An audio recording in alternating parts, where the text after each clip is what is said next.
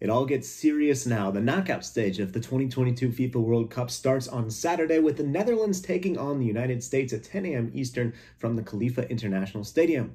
I'm Jon Arnold for Covers, going to give you my best bet, as we'll do for every single game of the knockout round on Covers. First, let's talk about the two teams. Remember, no draws in this one. You win, you go through. You lose, you're on the flight back home. The United States hopes they won't be on the flight home. They needed a win against Iran to get through to this point as second in their group, and they did exactly that. The goal scorer in that game, Christian Pulisic, laid it all on the line for the team, suffering an abdominal injury and looking like he got hit where you don't want to get hit on that play as well.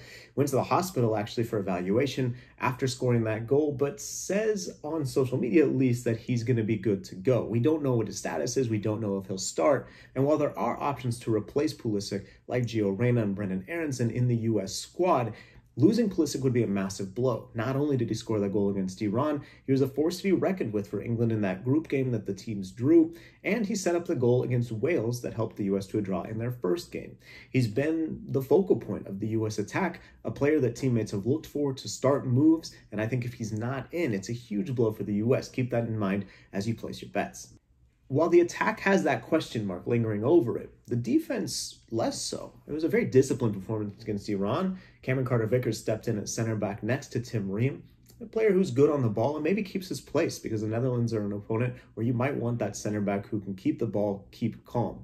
And the midfield, they're healthy too. They don't have any question marks like the attack.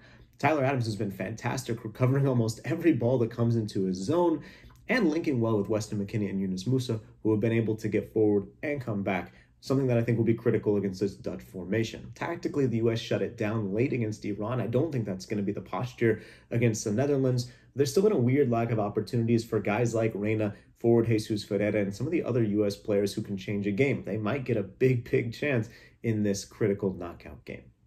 Let's talk a little bit about the Netherlands, a team that comes in on an 18-match undefeated run and hasn't lost at all this year.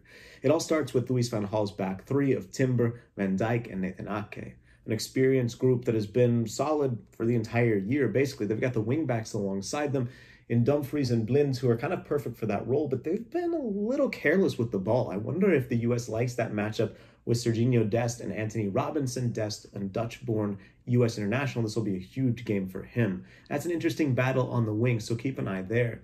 And just like the U.S., there are some fitness concerns in attack. While Memphis Depay has been playing, he hasn't been playing at the level we thought he would. But the slack has been picked up by Cody Gakpo, who scored in all three of the Dutch group games.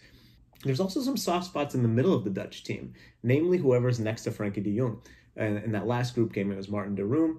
Plus, none of the non-Gakpo attackers have really stood out and showed that they can reach the level that they reach with their club teams and have showed with the Dutch teams so far this year.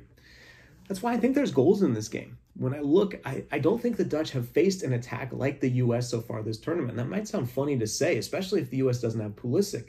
But I think this is a team that's shown they'll create entries into the final third, create chances. Whether they get finished off or not is sort of the question mark for the U.S. But when I look at the value, I think there's goals in this game for both teams. I like both teams to score in this game at plus 104, and I'm also on the over, plus 138 for over 2.5. To me, this is a game that's going to be open, where teams are going to take advantage of mistakes, and we're going to get some goals to shout.